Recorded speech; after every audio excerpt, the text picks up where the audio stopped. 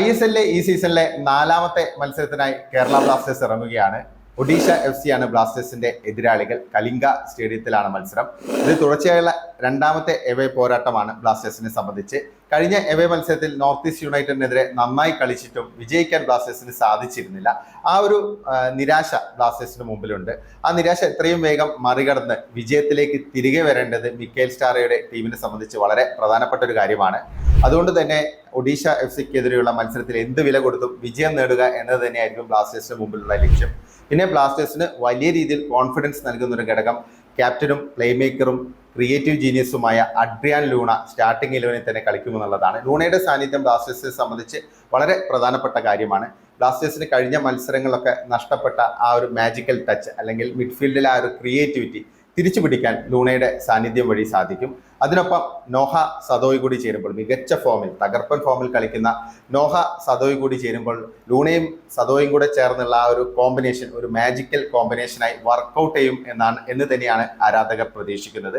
പിന്നെ ലൂണയെ കുറിച്ച് പറയുകയാണെങ്കിൽ ലൂണയുടെ മികവിനെ കുറിച്ച് നമ്മൾ കൂടുതൽ പറയേണ്ട ആവശ്യമില്ല. ലൂണ വരുന്നതോടുകൂടി ബ്ലാസ്റ്റേഴ്സിന്റെ മിഡ്ഫീൽഡിലെ ആ ഒരു പ്രശ്നങ്ങളൊക്കെ പരിഹരിക്കാൻ സാധിക്കും. അതുകൂടാതെ തന്നെ നല്ല രീതിയിൽ അറ്റാക്കുകൾ വരും. നോഹ സദയെ പോലുള്ള ഒരു പ്ലെയറിന് കഴിഞ്ഞ മത്സരങ്ങളൊക്കെ ലൂണയുടെ അഭാവത്തിൽ കുറച്ച് കൂടുതൽ എഫേർട്ട് എടുക്കേണ്ടി വന്നിരുന്നു. പലപ്പോഴും ചാൻസസ് ക്രിയേറ്റ് ചെയ്യാനും സ്വന്തമായിട്ട് ഗോൾ നേടാനും ഗോൾ അവസരങ്ങൾ സൃഷ്ടിക്കാനൊക്കെ നോഹ നന്നായിട്ട് കഷ്ടപ്പെടുന്നത് നമ്മൾ കണ്ടിരുന്നു. അത്രയും മികച്ച രീതിയിലുള്ള ഒരു ഹാർഡ് വർക്കാണ് മൊറോക്കൻ താരത്തിന്റെ ഭാഗത്തു നിന്നും ഉണ്ടായത്. ലൂണ വരുന്നതോടുകൂടി നോഹ സദോയ്ക്ക് അറ്റാക്കിൽ കൂടുതൽ കോൺസെൻട്രേറ്റ് ചെയ്യാൻ സാധിക്കും. മികച്ചൊരു ഗോൾ സ്കോറാണ്. ഹാഫ് ചാൻസസ് ഒക്കെ കൺവേർട്ട് ചെയ്ത് ഗോൾ നേടാൻ പറ്റുന്ന ഒരു പ്ലെയറാണ്. നല്ല രീതിയിൽ ക്രോസസുകളൊക്കെ വരികയാണെങ്കിൽ അത് യൂട്ടിലൈസ് ചെയ്യാൻ നോഹ സദോയ്ക്ക് സാധിക്കും. ലൂണ വരുന്നതോടുകൂടി അതെല്ലാം ഒരു ടോപ്പ് ലെവലിലേക്ക് എത്താനാണ് സാധ്യത.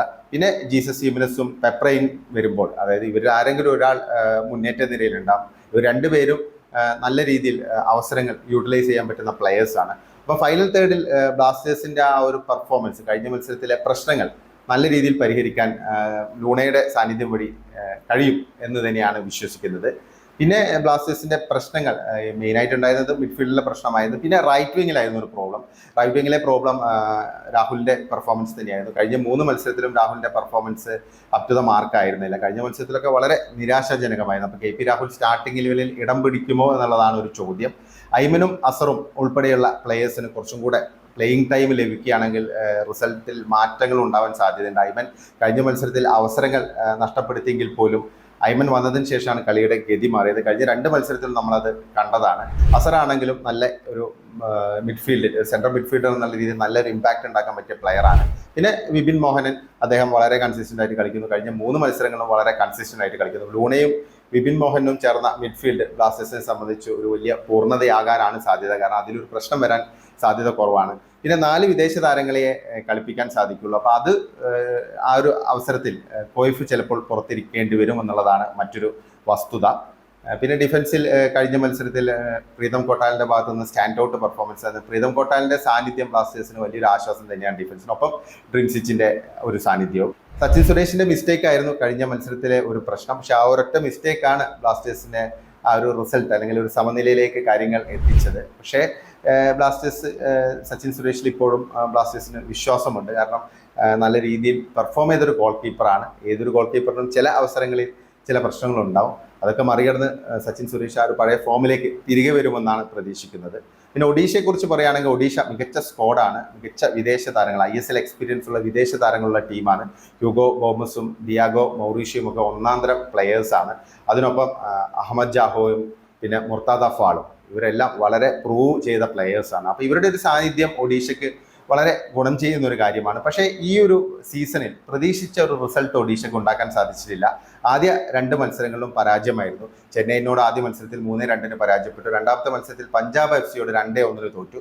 പക്ഷേ അവസാന മത്സരത്തിൽ ജംഷഡ്പൂർ FCക്കെതിരെ 2-1 വിജയം നേടാൻ ഒഡീഷയ്ക്ക് സാധിച്ചിരുന്നു. അപ്പോൾ അവർ വീണ്ടും വിജയവഴിയിൽ എത്തിയിട്ടുണ്ട്. അപ്പോൾ അത് അവർക്ക് ഒരു ആത്മവിശ്വാസം നൽകുന്ന ഒരു ഘടകമാണ്. പിന്നെ കലിംഗ സ്റ്റേഡിയത്തിൽ ബ്ലാസ്റ്റേഴ്സിന് കാര്യങ്ങൾ അത്ര എളുപ്പമല്ല. ഇതുവരെ 4 മത്സരങ്ങളാണ് ഒഡീഷയുടെ ഹോം ഗ്രൗണ്ടായ കലിംഗയിൽ ബ്ലാസ്റ്റേഴ്സ് കളിച്ചത്. അതിൽ 4-ൽ 3-ലും ബ്ലാസ്റ്റേഴ്സ് പരാജയപ്പെട്ടിരുന്നു. ഒറ്റ മത്സരം മാത്രമാണ് സമനിലയിൽ കലാശിച്ചത്. ഇതുവരെ ബ്ലാസ്റ്റേഴ്സിന് കലിംഗ സ്റ്റേഡിയത്തിൽ വിജയിക്കാൻ സാധിച്ചില്ല. അപ്പോൾ അതൊരു പ്രശ്നം തന്നെയാണ്. പിന്നെ ഇത്തരം ചരിത്രങ്ങളൊക്കെ തിരുത്തുക എന്നതുകൂടിയാണ് ഫുട്ബോളിൽ പ്രധാനപ്പെട്ട ഒരു കാര്യം.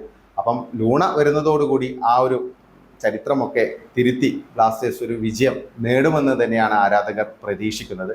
നിങ്ങൾക്ക് എന്താണ് തോന്നുന്നത്? കേരള ബ്ലാസ്റ്റേഴ്സിന്റെ ഒഡീഷ എഫ് സിക്കെതിരെയുള്ള മത്സരം എങ്ങനെയായിരിക്കും? ബ്ലാസ്റ്റേഴ്സ് ഒരു വിജയത്തിലേക്ക് തിരികെ വരാൻ സാധ്യതയുണ്ടോ? നിങ്ങളുടെ അഭിപ്രായങ്ങൾ കമന്റായി രേഖപ്പെടുത്തുക.